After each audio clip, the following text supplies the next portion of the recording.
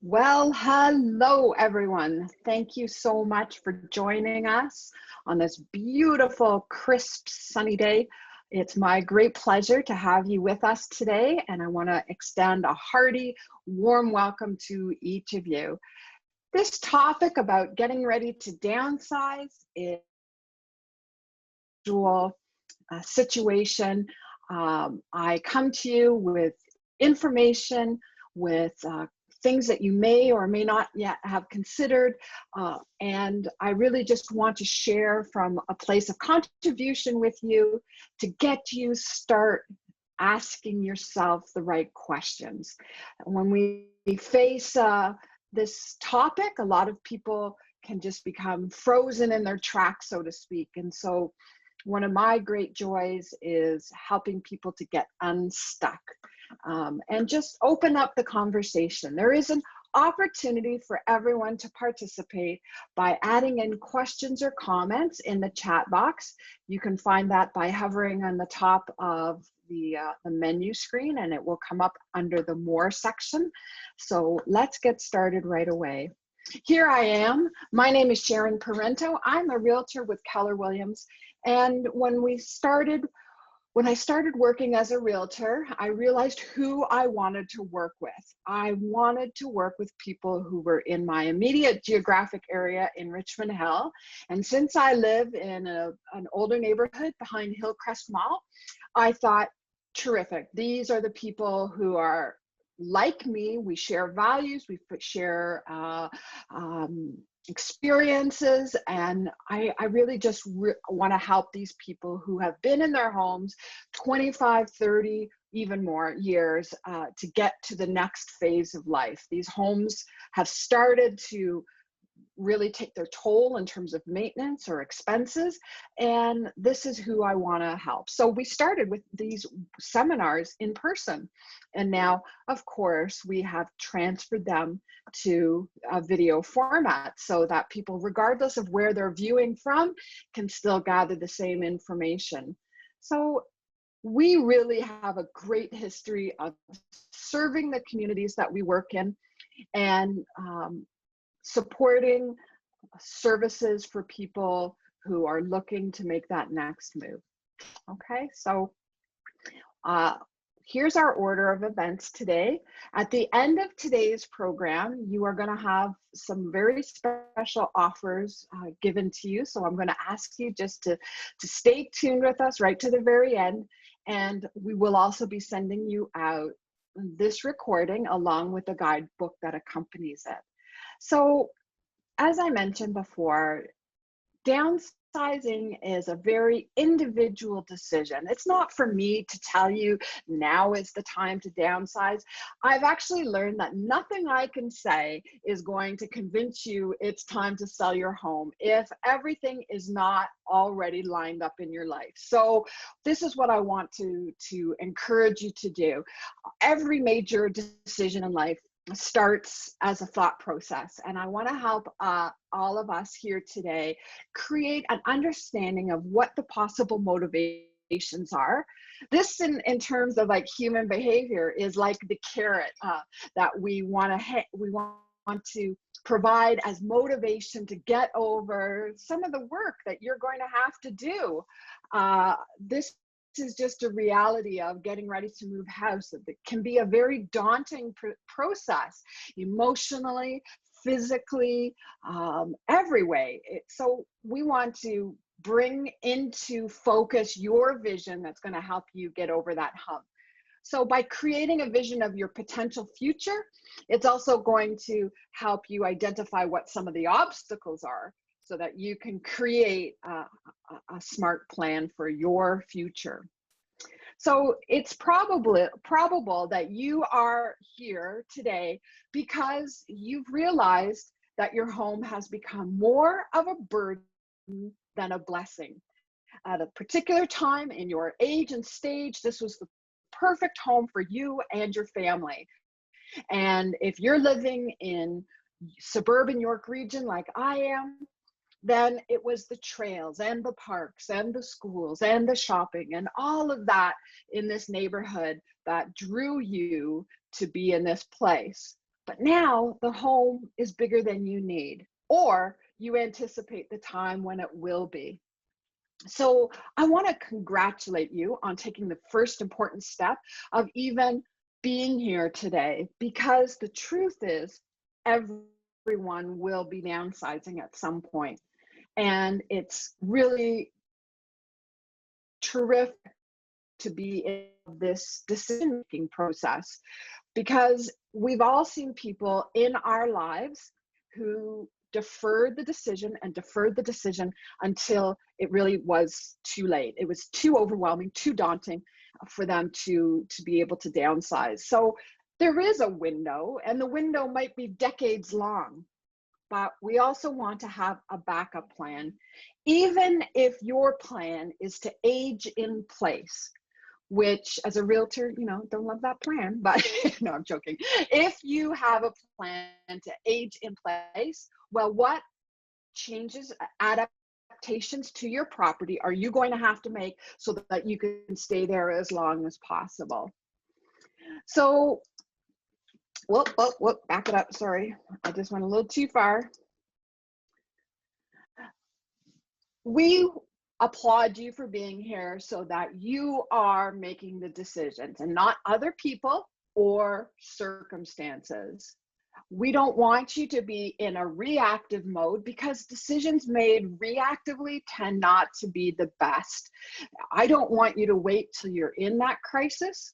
I want you to be thinking, what do I want? And more, my clients are saying, well, we don't have to downsize, but we want to downsize. There are so many more interesting things we want to do with our money. We don't want to be tied to a 4-bedroom home any longer. We want to be able to pick up and go and enjoy life. Now, if any of that is resonating for you, that is like we're establishing a destination, but how are we going to get there? And that's really what we're here to do today, is to just talk about how we can make a final destination that is suitable to you, your lifestyles, your goals, your values, and then kind of reverse engineer it so that you know, is this the year to downsize? Is it next year? Or what's going to happen in my life to trigger the time to downsize?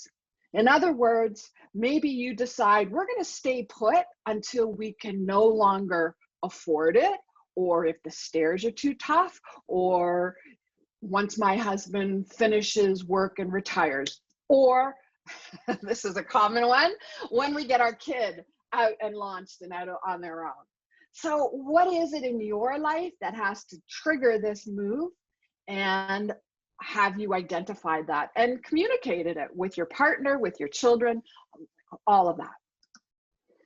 So I don't want you to lose control of your future. And regrettably, I see this quite frequently in my line of work, where it's no longer an option. They have to leave. And there can be a lot of underlying reasons why that can be. But by taking the bull by the horns proactively, you're going to make a better decision. Things are going to be lined up more smoothly, and it'll be way less stress. That's really the key here, is making things smooth and on your timeline. So let's talk about the motivations that have drawn you here today. You're already starting to formulate an idea of what kind of future you want.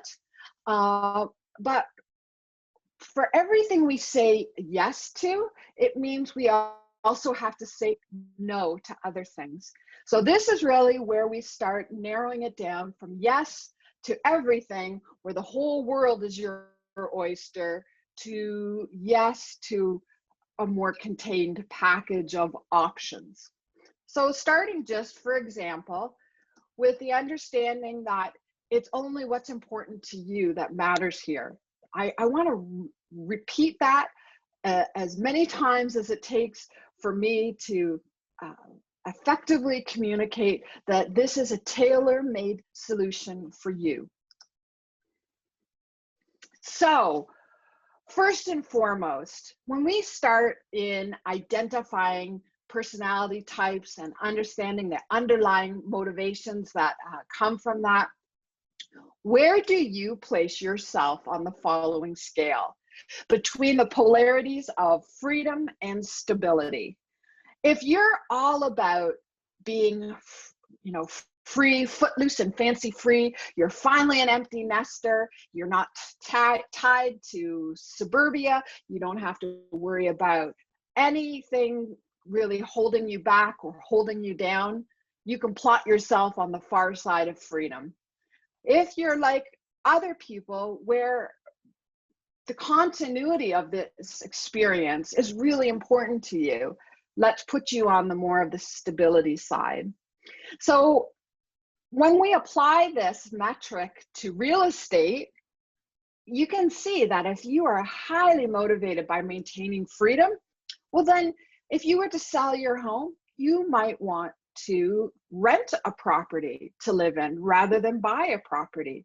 That way you don't have to worry about anything breaking. You can try out a new community. You can try out a new type of property if you're not sure if condo living is going to suit you. So this is the ultimate in freedom. You've got all the money from your house in the bank. You can spend it at will. You can totally blow your kids' inheritance if that's what you want. Or if you're on the other hand, more akin to the stability group, then you're going to want to probably stay in your same community, because knowing where to get the good groceries and where gas is cheapest and your social connections, your faith community, whatever it is, that could be what holds you to a particular community. So you can see that by being one of these two kind of polarities, there are certain options that suit you best and other options that don't apply. So this is where we start understanding what's important to you. So your motivations, your values, this is a great chance for us to start to drill down, to take it the next step and identify your downsizing motivations. If we were doing this in person, we could actually score the sheet. So if you have a piece of paper and you're taking notes, then I encourage you to play along. If not, that's fine too. You can just keep track of which of the following statements most resonates with you. Okay, let's go. So people who fall into the blue category, they are people who hear these statements as being true to themselves. When we downsize, we plan to move to a community near our kids and grandkids.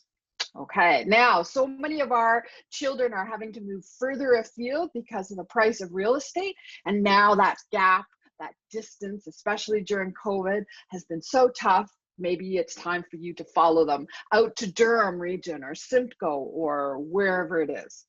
We have deep community connections and would not want to move away. My friends are an important support group and I can't imagine life without them. What about my clubs and memberships and activities? I can't leave those. Wherever I move to has to have people my own age group living there. So mentally, put up your hand if you feel that these are the things that could possibly motivate where you downsize to and when you go. Okay? How many of you watching are blues? True blue, loyalty, relational blues. Now, let's look at another category. Green, experiential. Now, these are people who are ready for something new. And it's not about possessions anymore. It's about experiences and making the most of the assets that they've acquired, including the equity in their home. And it's time to start living. We're free. It's time to shed suburban living and finally live for us. It's our dream to spend winter somewhere warm and winter free. Oh, yes. New chapter, new possibilities. Time to reinvent myself or ourselves. We plan to check out that great new development out of town. Who knows? Maybe we'll just rent for a year and have an adventure. I really resonate with this one. I can see myself living for 5 to 8 years right downtown. I've never lived anywhere other than suburbia. So I think it would be fun like anything once, of course, life opens up again, to live right downtown and experience that for a short time. But there's also great communities that I've had the fortune to be able to explore with my clients. We've recently purchased properties up north in East Gwillimbury. We've also purchased properties down in the southwest of Ontario in St. Catharines. And I can see that there are so many great places to live. And maybe it's time for a change, right? And it's funny, just as a side note, I sold a property here in Richmond Hill that had been owned by a very, family-oriented couple, and they were not flashy. They were very comfortable, but, understated. They bought themselves a very fancy condo. They thought, this is it. We have scrimped and sacrificed all our adult lives for our children. We put them through hockey. We put them through university. This is the time for us to live. And it was such a shock to me that that's what they were going for. But you just can never assume what's important to people. So they bought the condo up in the sky that was blingy with, quartz countertops and stainless steel appliances, and they were going to live. And I thought, wow, good for you. Go do it. Now, a lot of people follow into this yellow practical consideration category, where when they just add up everything that they are spending, it makes no sense to stay in a 2,500 square foot home when really it's the family room, kitchen, and master bedroom that they're really living in. And you think of property taxes and utility, and if you've gotten to the point where you're paying somebody to shovel the snow or cut the grass, really, like, why are you holding on to it? I am going to suggest, humbly, that in my experience, most of the time, the rest of your house is being used for storage. It's nothing that you're living in or enjoying. It's just empty bedrooms full of stuff. So that's why we do have another seminar all about decluttering. So you don't have to leave. There's no compelling motivation other than it just doesn't make sense anymore. And you've got an opportunity, especially in today's market, to cash out at a very high value and look forward to something a lot more carefree, right? Maybe properties that are smaller and don't require as much housework or exterior maintenance, or maybe a property that has been condoized.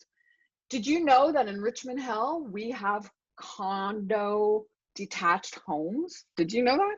No, you did not. So condo just means that you pay towards common areas being maintained, and that can be a townhouse, that can be an apartment, that can be whatever.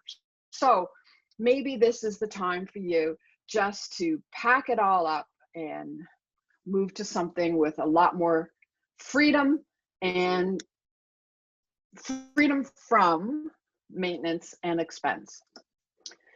Now, regrettably, as I indicated at the beginning of our time together, this is a growing segment of my business. And I'm really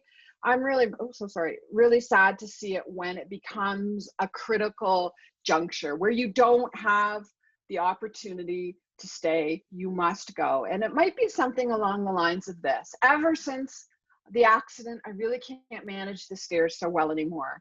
I've seen properties where the homeowner is living in the dining room because they can't do the stairs up and down anymore.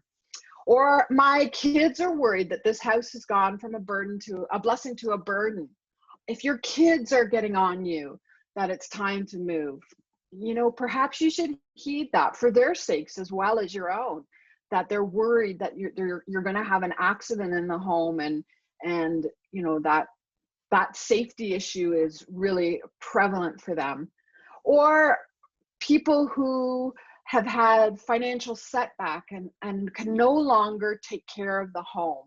Maybe they're in arrears on their property taxes, or maybe they've had to defer expensive repairs like furnace or windows or roof because they just don't have the income to be able to do that.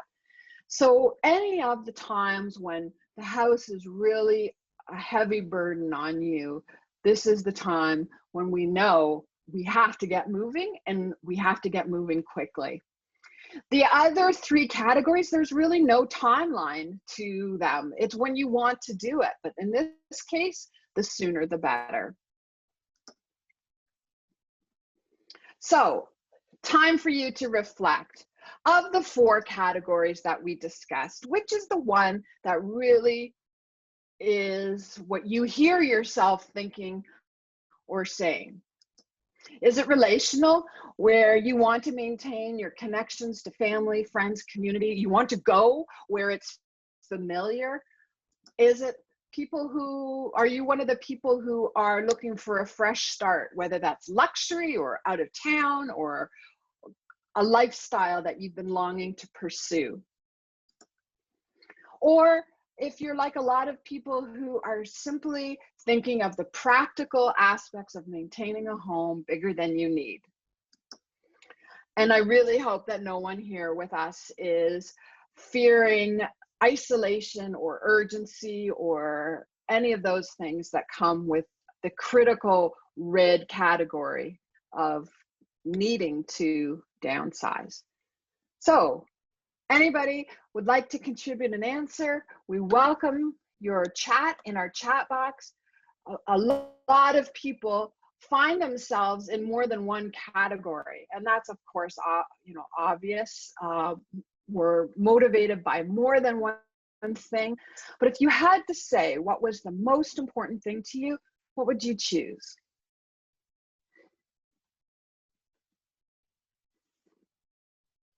You didn't realize I was going to call on you, did you? But there is a great way to participate, and that's just to add your comments into the chat box.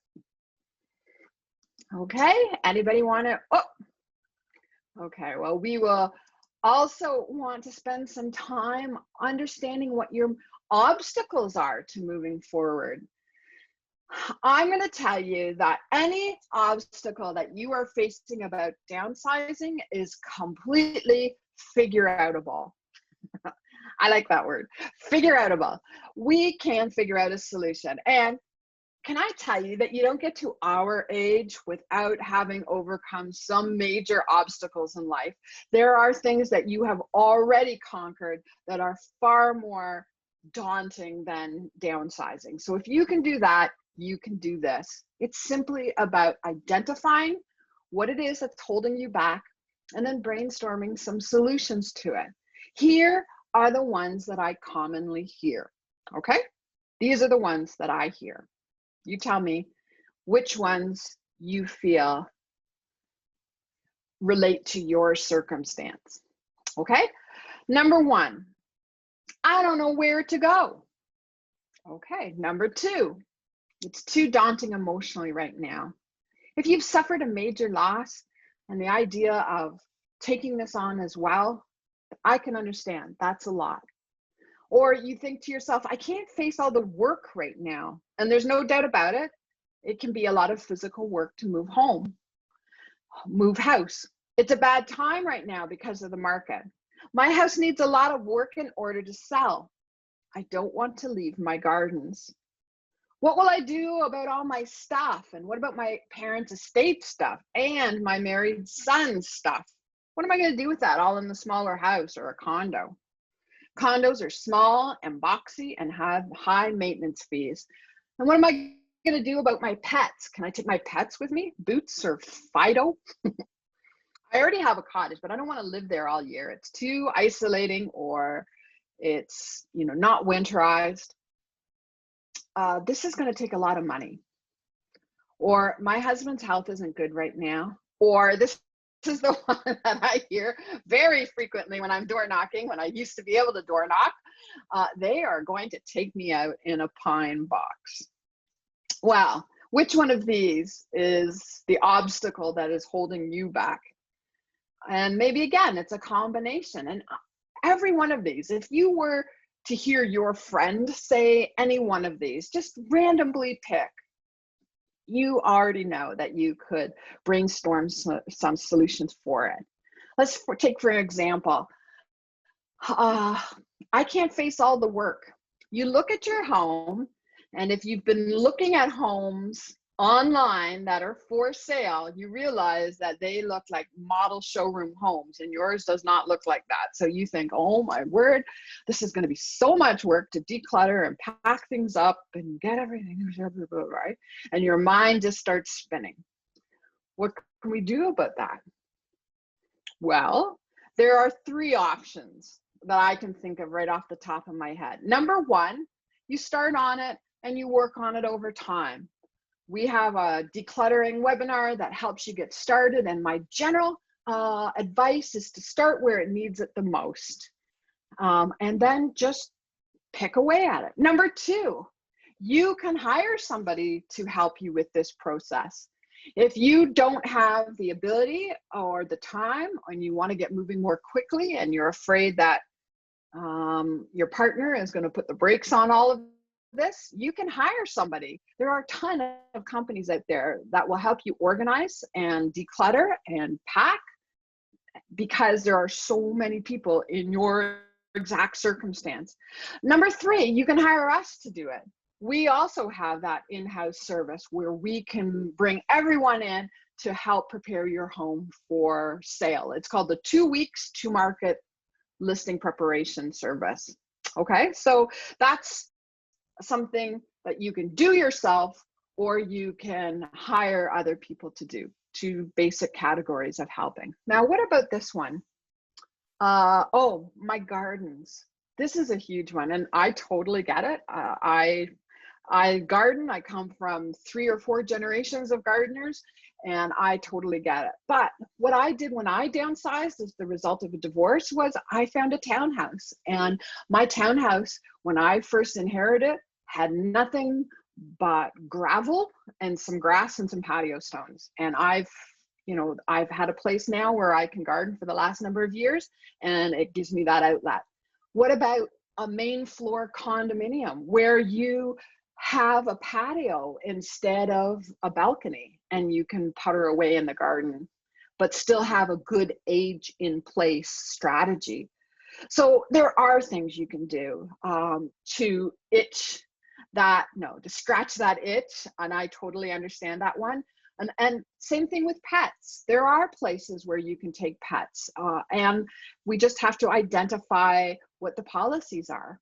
Or this last one about taking me out in a pine box. Whoa, I understand that your kids who are adults were probably rotten teenagers, but I would not do this to my kids.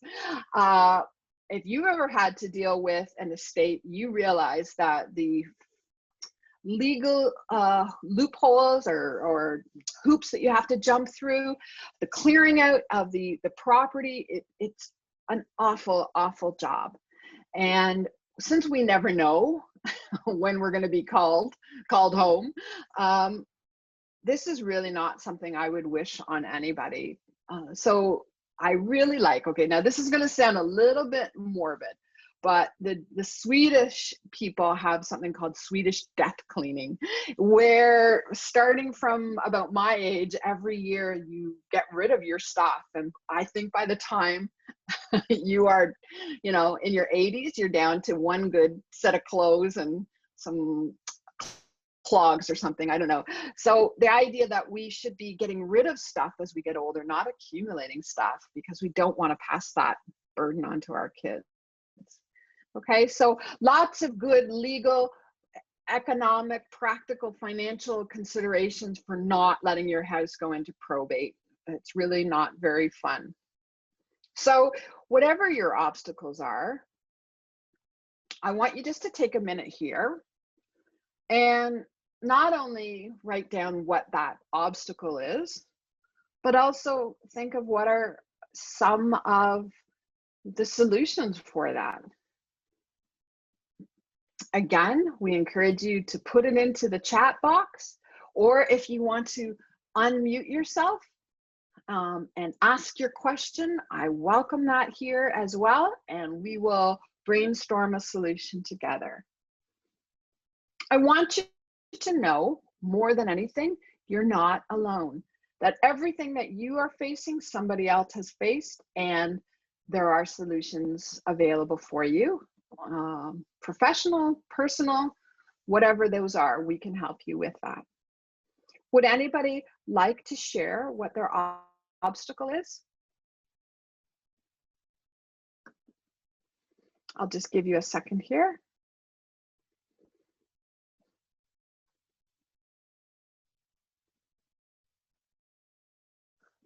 Okay, wow, we will move on. And I know that a lot of times, this is one I should have added to the list. I got to make a note here. Huge common issue is where one spouse wants to stay and one spouse wants to go. That is really a hardship, and I see it frequently. And can I say, I'm not sure why this is. Oh, actually, I think I do know why it is. But oftentimes it's the husband that wants to stay, and it's the wife. And lots of traditional relationships where there's, you know, a division of labor between the inside and the outside, you recognize that your 4-bedroom home is having to be taken care of, and it's a lot, and really that's not as big a priority for him. So I have this conversation regularly, and it really is something that has to be negotiated with a timeline, and to see what the options are. That's the other thing, is if you can capture an idea of where you're going and understand the benefits associated with that, that can really be a game changer. A lot of times people, their biggest blockage is fear of the unknown. They don't know where to go. They don't know what their new life is going to look like. And there's really no compelling motivation to want to step into the void. So start doing some research about communities you might want to move to, or types of properties that you could inquire about. Make it a project to find out if condo living is correct for your circumstances, or exactly what a smaller house would look like in a different area. Also, how much money you would save. That's a big deal too. So catching a vision of what downsizing can do for you can be the motivation that just pulls you over that hump, right? That we all have some internal blockages to change, even when we know the change is for the better. That's the hardship here, is that you might know rationally this makes sense for us to consider selling our home, but emotionally and all the other ways, it just is too much. It feels like too much. But if you thought of what this new life could be, wow, that is really something that's going to solidify your determination. So let's just talk about the fact that if you live in York region and you have a detached home that is 3 or 4 bedrooms, you're a millionaire. Okay, like that is the equivalent for a lot of people in the rest of the world of winning the lottery. But let's just blow that up and let's just do some blue sky thinking. If you were to win the lottery and you were rich, like you never had to worry about money again, what would you do? Most people immediately say travel, that they would travel around the world, or they'd buy each of their kids a big house, or start some kind of really meaningful work in a charity or a foundation, or something completely else, crazy, philanthropic, whatever. There's no right or wrong here. So if you had unlimited resources, what would you do? Well, maybe a combination of all of the above. I don't know. But like I said, if you have a detached home, it's going to be worth $1 million at the minimum. So if we take that blue sky thinking, the things that you'd like to accomplish in your life, and we just pair it back to reality, you can see that the extra money that you are going to have in hand after you downsize can do a lot for the people around you and for your future retirement. I'll tell you what I mean. Maybe you're not going to go around the world, but maybe there are some total, well, I hate this term bucket list, but places you want to see in the world. And so you can plan to go and enjoy that trip of a lifetime.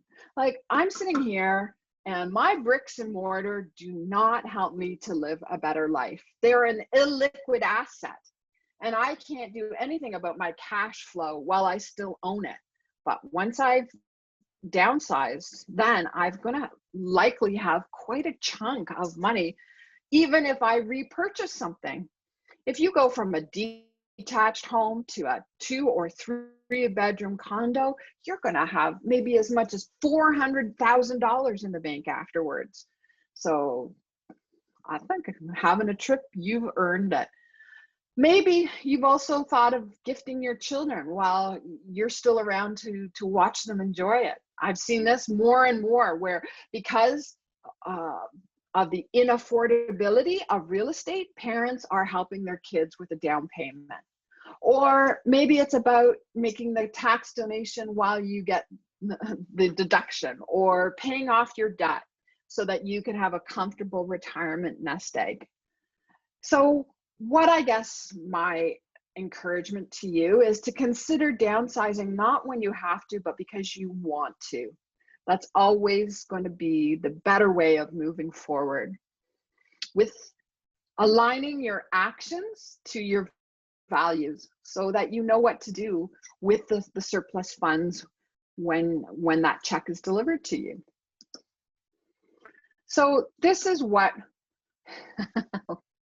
happens when we wait too long. Can I just tell you, my grandparents, they were very, very frugal people all throughout their adult lives. They scrimped and saved. They lived in a 3-bedroom bungalow in Scarborough, in Agincourt, that they purchased after the war when my grandpa came home.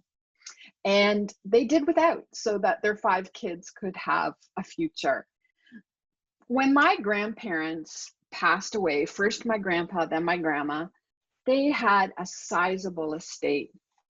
And yet, what had they done to enjoy it? My grandpa had $55,000 in a checking account, and yet they had stopped going to Florida because they didn't want to spend the money.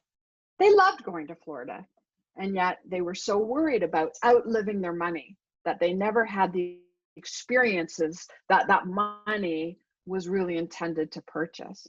So I like to cite this as a cautionary tale to travel while you can.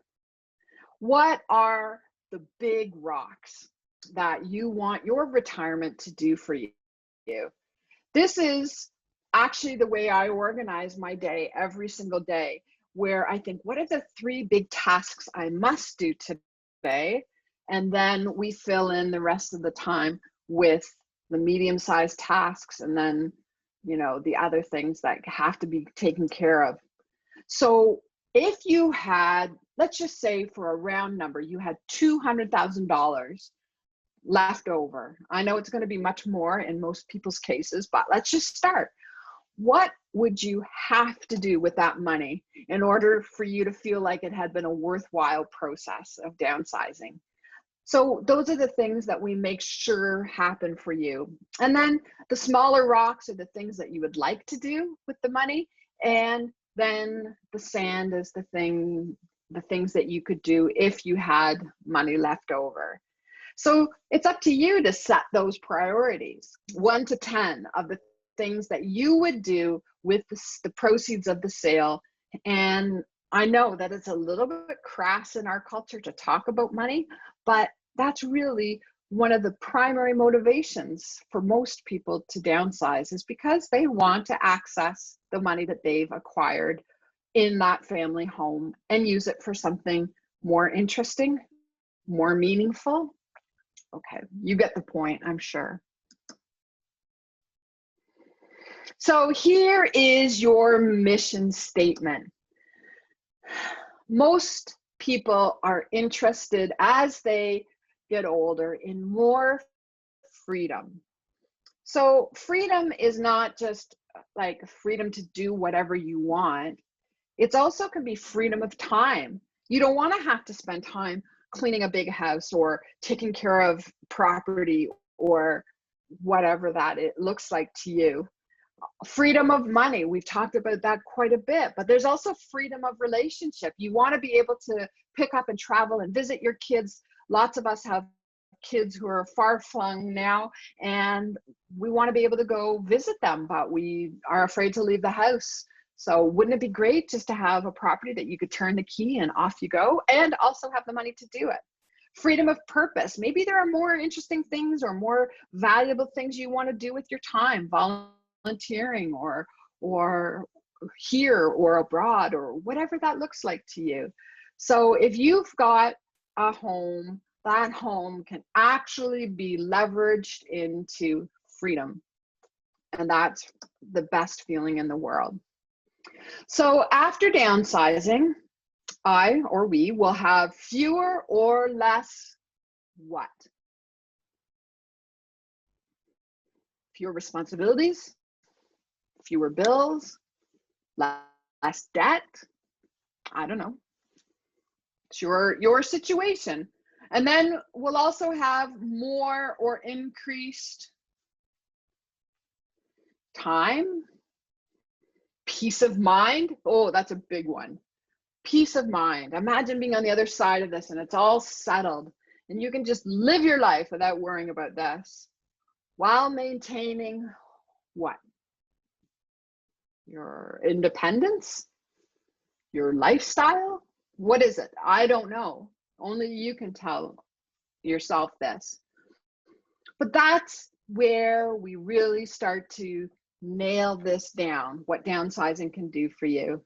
And like I've mentioned way back at the beginning, every major life change starts in the mind with thinking the thoughts about it. I actually was thinking how much I hate the word downsizing because it implies so much loss. And this doesn't have to be a losing proposition. It can be totally a winning proposition. And I hope that that mission statement, you'll take it and you will discuss it with your spouse, you'll discuss it with your kids, and just really understand why you're doing this and where you want to go. So at this point, we have come to the end of this week's presentation. Next week, I want to share with you what we're going to be talking about. So we're making a mindset shift today, and then next week, we want to get into the real practical considerations of what downsizing can do. Questions like, well, is now the right time for us? Or what about timing the real estate market? Lots of people have said, well, you know, I want to wait to see what the market does. Don't like that idea, but we'll talk about that next week. What are our property options? I don't want to go necessarily to a high-rise condo. What else you got for me? Okay, so this is a question I got asked a lot. I'm not sure where to go, so we're going to answer that next week, give you some ideas. And what makes financial sense? That's a big thing. And if you have any of your questions that you want to be answered that we haven't covered, next week we will also give you an opportunity to interact with us as well. So we've started on the journey, and next week we're going to do even more work towards identifying the destination and the timeline, so that by the time you're done with us, you will have the broad strokes of a plan related to downsizing. And whether that is this year, next year, or 15 years from now, it's good to know. It's good to have a plan because, you know, life has a way of hip checking us every once in a while. And you might plan to stay in your home and then something happens and you no longer can. It's important, even if it's not imminent, that you have a plan that you can work towards should circumstances change. Okay, so just wanted to tell you about the financial aspects of downsizing can be tricky. For those of us for whom financial literacy has been an uphill battle, a journey of discovery, we have a wonderful webinar that we are going to be hosting with a very smart young woman, Leora Jagger, who is a Scotia Wealth Management advisor, because we talked about having maybe as much as $400,000 left over, but what can that do for your retirement? How can you invest it for the maximum return, minimum risk, and also what are the tax implications to both you, your spouse, your estate, all of that. So we're going to deal with that. We're going to send this to you, and you can register if you want to get do a little deeper dive, or if you have friends, you can send this to them, or you can sign up on our website.